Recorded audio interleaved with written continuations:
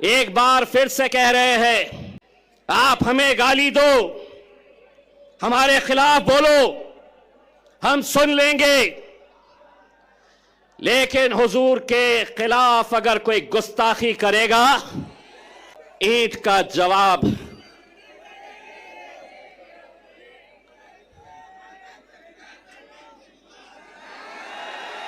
Police वाले देख रहे मेरी तरफ, बोलता क्या पत्थर, पत्थर बोलता क्या, पत्थर बोला कि केस होता मेरे ऊपर। तो मैंने भी क्या बोला, ईंट का जवाब। जिसको समझना था वो समझ गया। हुकूमत को हम एक पैगाम देने के लिए गए थे मेरे भाई। वो पैगाम था, बनकर तूफान, बगावत का सैलाब आएगा, अगर जुल्म हद से बढ़ेगा तो इनक़िलाब आएगा। मेरे भाई, इस इलेक्शन के अंदर मुझे तो ऐसा लग रहा है कि जितने मुसलमान उम्मीदवार खड़े हुए हैं, उनकी लड़ाई भाजपा से नहीं है, उनकी लड़ाई शिवसेना से नहीं है। जहां 4 लोग जमा हो गए, वहां बस इम्तियाज जलील, सिर्फ इसी का चर्चा। लेकिन हमारा मुकाबला भारतीय जनता पार्टी से है। कितने पैसे बांटेगा अतुल सावे, कितने बांटेगा? बांट बांट के। मुझे दोस्तों, आपको लग रहा होगा कि 28 में से 3 लोगों के फॉर्म रिजेक्ट हो गए, 10 लोग वापस हो गए। लेकिन कौन है ये वो 10 लोग? मैं नाम के साथ बताता हूं। समद बागवान इलेक्शन में क्यों खड़ा है? बोले मार्केट यार्ड में मैं फोन करता हूं तो कचरे की गाड़ी आती है, इसलिए मुझे एमएलए बनना है। मैं ऐसे लोगों को आपके सामने लाना इसलिए चाहता हूं कि कल 3 बजे तक जब वापस लेने का फॉर्म, वापस लेने का वक्त था, मेरे लोग जा जाकर गिड़गिड़ा रहे थे। जानते हैं उस शख्स ने क्या जवाब दिया? अगर 5 लाख रुपए देंगे तो बैठता हूं, नहीं तो जल्दी बोलो, भाजपा वाले मुझे फोन कर रहे हैं इससे ज्यादा देने के लिए। ये दौर में हम आ गए हैं कि जहां कौम के 10-15 लोग पूरे लाखों लोगों की दलाली करने के लिए निकले हुए हैं। हर इलेक्शन के अंदर इलेक्शन को धंधा बना दिया गया है। बार बार 18 उम्मीदवार। मैं तो सलाम करता हूं एसडीपीआई के मेरे भाई कलीम को, जिसने खुद से कहा कि मैं बैठूंगा आपके लिए, कौम के लिए। कहां है? हाथ बताइए। मैं सलाम करता हूं ऐसे नौजवानों का।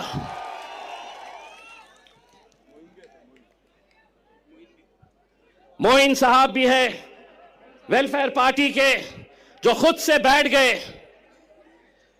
इम्तियाज जलील, जो खराब हो रहा है, मैं तो पत्थर हो गया हूं। जहां पर भी आईना फूटता है, इल्जाम मेरे को आ जाता है। इम्तियाज जलील वहां इतने सीट क्यों खड़े करा, यहां इतने कम क्यों खड़े करा? 288 सीटें हैं महाराष्ट्र के अंदर। असद साहब ने ऐलान किया, हुक्म दिया कि सिर्फ हम 16 सीटों के ऊपर इलेक्शन लड़ेंगे। यहां पर भी मैं सलाम करता हूं ऐसे नौजवानों का जो अपने कायद के फैसले के ऊपर लब्बैक कहते हैं। और ऐसा ही सलाम मैं करता हूं मेरे छोटे भाई समीर साजिद का, जिसने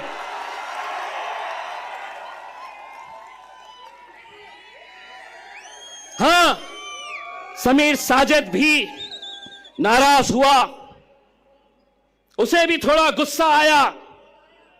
जानते हैं, जिस दिन असद साहब का फैसला आया उसके दूसरे ही दिन शहर के जितने भी मजलिसी मुखालिफीन हैं उन्होंने समीर को फोन किया और कहा कि अब तू हमारे साथ आ जा, हम दिखाएंगे मजलिस को, हम बताएंगे असद साहब को, अकबर साहब को और इम्तियाज जलील को।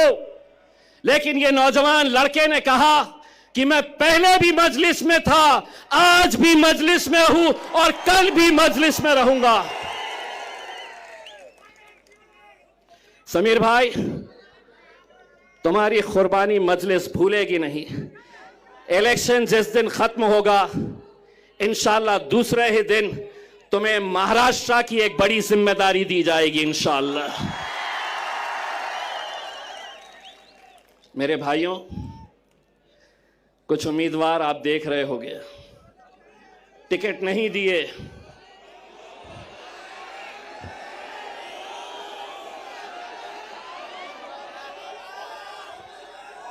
टिकट तो हमने इसे भी नहीं दिए, टिकट तो हमने कई लोगों को नहीं दिए।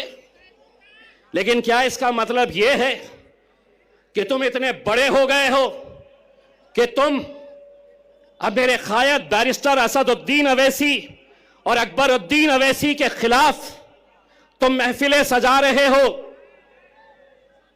तुम्हारी जबान खुलने से पहले यह सोच लिया करो कि इतने साल तक तुम्हारा हमारा एक रिश्ता था, अचानक एक ही दिन के अंदर टिकट नहीं तो इम्तियाज जलील बदमाश, असदुद्दीन अवैसी इनके लिए काम करते हैं, उनके लिए काम करते हैं।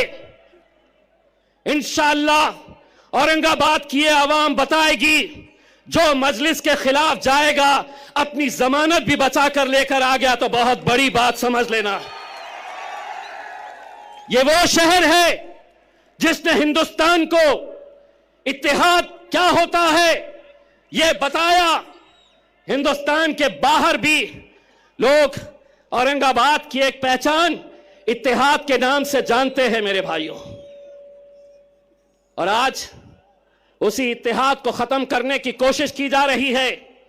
पैसा भारतीय जनता पार्टी दे रही है, पैसा नासिर के खिलाफ एकनाथ शिंदे की तरफ से आ रहा है कि इनको खरीदो, इनके वोटों को तकसीम करो, इनको बांटो। ये लोगों ने शायद मेरा डायलॉग सुना नहीं है।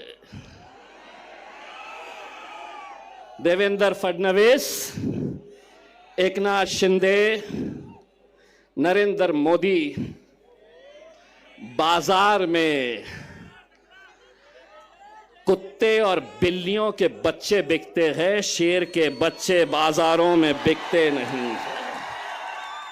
ये बाजारों में खरीदे नहीं जा सकते हैं। इसमें आज मीडिया वाले ने आकर कहा, आपको पता है औरंगाबाद की ये सीट भारतीय जनता पार्टी के लिए बहुत मायने रखती है और आपको हराने के लिए बड़े बड़े नेता आने वाले हैं।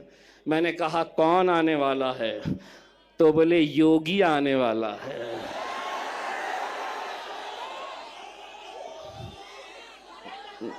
मैं बोला अच्छा टखलो,